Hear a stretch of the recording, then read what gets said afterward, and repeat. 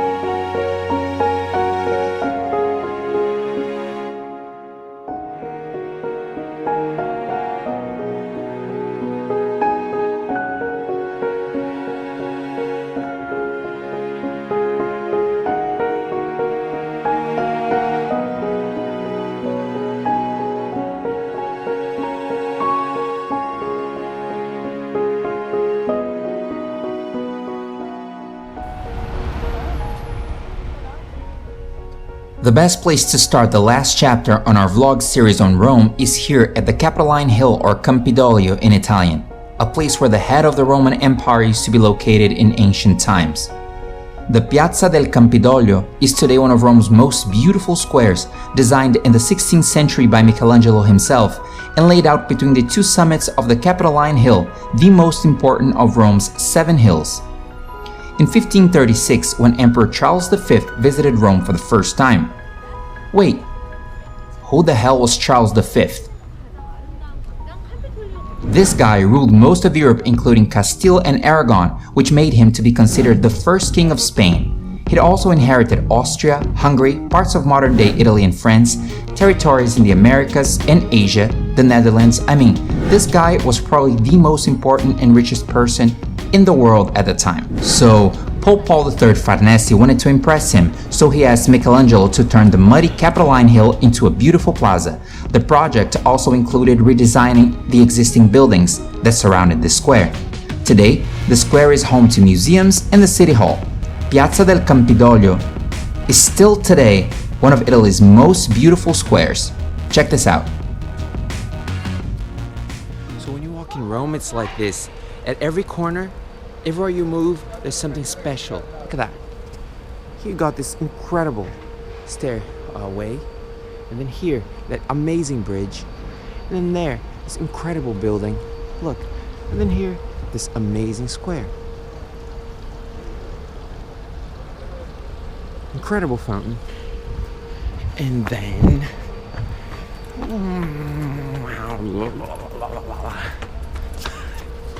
How cool!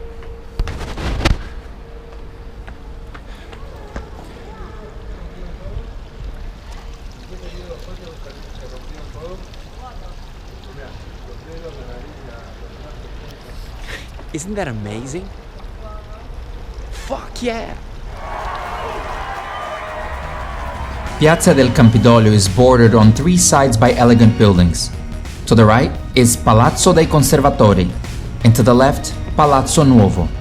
The central one, sporting a clock tower, is Palazzo Senatorio, which held the Senate until 1870, and today is home to the local city hall. The monumental staircase is also a creation of Michelangelo's. The statues on either side of the double staircase represent the rivers Tiber and Nile.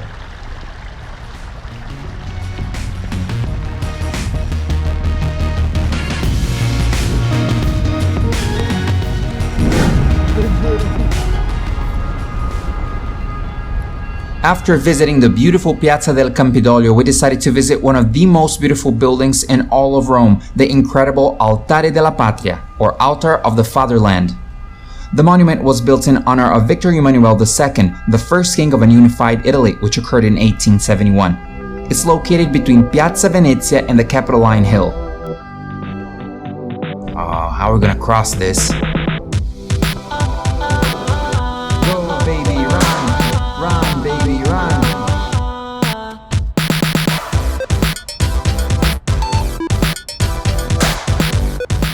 The eclectic structure was designed by Giuseppe Sacconi in 1885, but the building was inaugurated in 1911 and completed in 1925.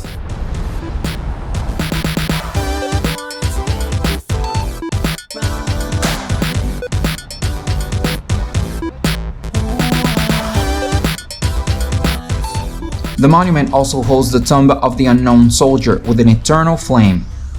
Well guys, the monument has been controversial since its creation, for its construction has destroyed a large portion of the Capitoline Hill for its sake. The monument is often regarded as being too large. I just think it's beautiful. It's one of my favorite in the city, period. Well, you see that statue there surrounded by gold and with the two guards? That's the statue to the unknown soldier. It's exquisite.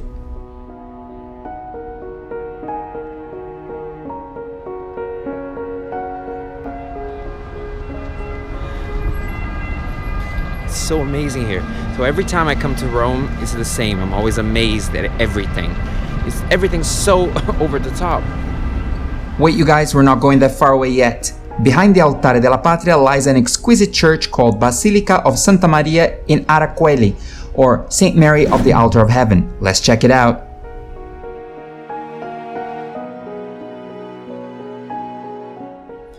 The basilica is located in the highest summit of the Campidoglio. It's well known for housing relics that belong to Saint Helena, the mother of Emperor Constantine. In the Middle Ages, this church became the center of the religious and civil life of the city, in particular during the Republican experience in the 14th century. The church's facade has lost the mosaics and frescoes that decorated it, but in contrast, the interior remained stunning. The building has two aisles divided by Roman columns, all different, taken from diverse antique monuments. Among its numerous treasures are Pinturicchio's 15th century frescoes depicting the life of Saint Bernardino of Siena, the Transfiguration painted on wood by Girolamo, and the tomb of Cecchino dei Bracci designed by Michelangelo, so on and so forth. After such a history lesson, time to eat pizza. Less than 10 euros each for 4 slices and a Coke. Guys, the worst thing that can happen to you when you visit Rome has happened to us. The Fontana di Trevi was closed when we visited, and we didn't know about it. I've been to Rome before, so I had the privilege of seeing it, but it was Leandro's first time. Now I guess he's got a huge excuse to go back to Rome, and so have I.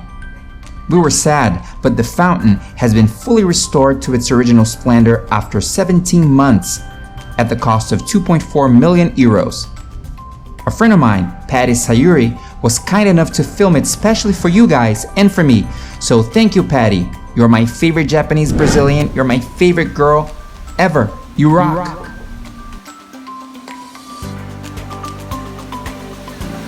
This is what Patty came up with.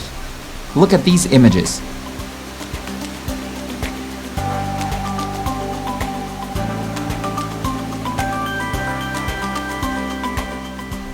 The Trevi Fountain is the most beautiful fountain I've ever seen. Nothing comes even close to it. That's why I want to see it again. Can't wait. It was designed by Italian architect Nicola Salvi and completed by Pietro Bracci. The fountain is 26.3 meters or 86 feet high and 49.15 meters or 161.3 feet wide. It's huge. It's the largest Baroque fountain in the city.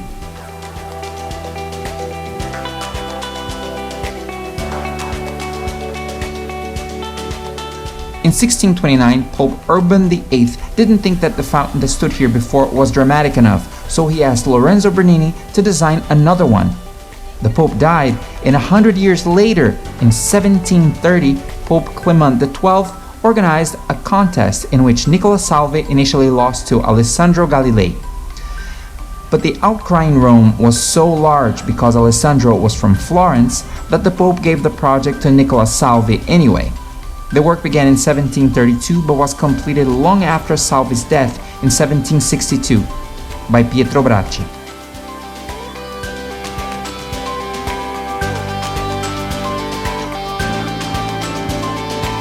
Legend holds that a coin thrown into the fountain will ensure a return to Rome.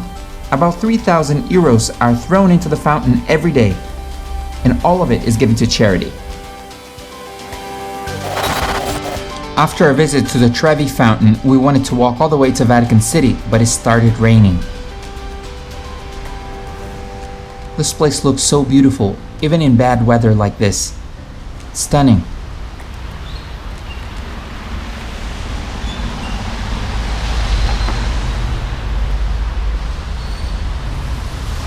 So it's raining now, and the Vatican is right there. We were scared we were gonna get too wet, so we decided to go to Piazza Navona instead.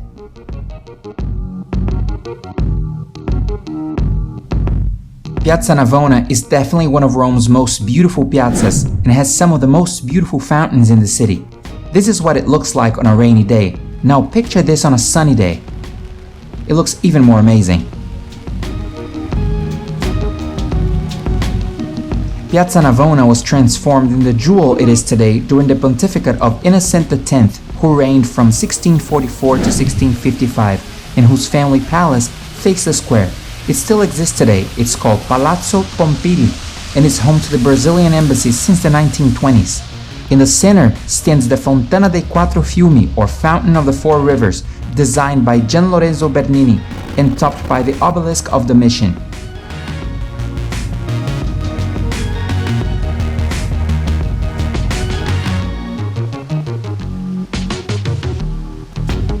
Now let's check what the square looks like in slightly better weather.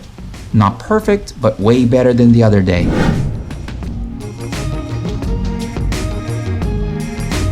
I've been to the square in the summertime and it looks awesome, you guys.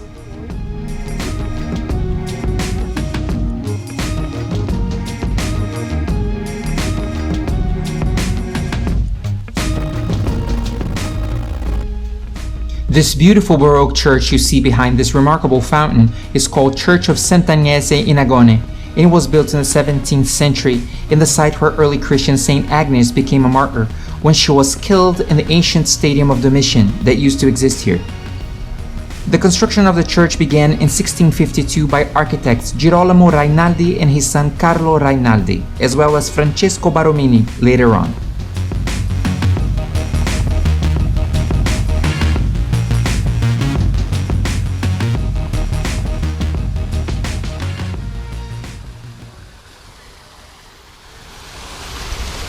We're here at Piazza Navona, and that's where the Brazilian embassy is here in Italy. Right there. Keep in mind that Brazil has the largest Italian community outside of Italy in total numbers. So this is why the Brazilian embassy is in such an important place in the city. Here we are in St. Peter's Square. Well, technically we're not in Rome anymore, we are in the Vatican, the world's smallest country, but historically, this has been part of Rome for most of its history. This is why I'm showing you images of St. Peter's Square, one of the region's most iconic piazzas. This used to be Rome until 1929, when Mussolini and the Church signed the Lateran Treaty, creating a country called the Vatican. St. Peter's Square was designed and built by Lorenzo Bernini between 1656 and 67, during the pontificate of Pope Alexander VII.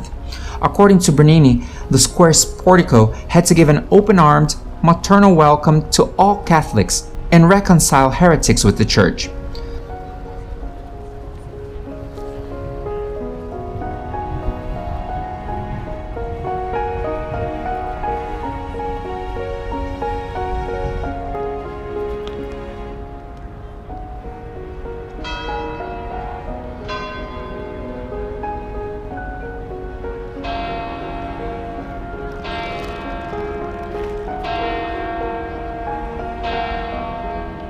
Hey everyone, thank you so much for staying with me until here. If you came this far, you're definitely a Travelzilla already. Please make sure to leave a comment, share, and subscribe, and don't forget to hit that like button. Next, we'll be going to Florence. See you there, but before, watch some images of Florence that will be on the next vlog. Bye bye.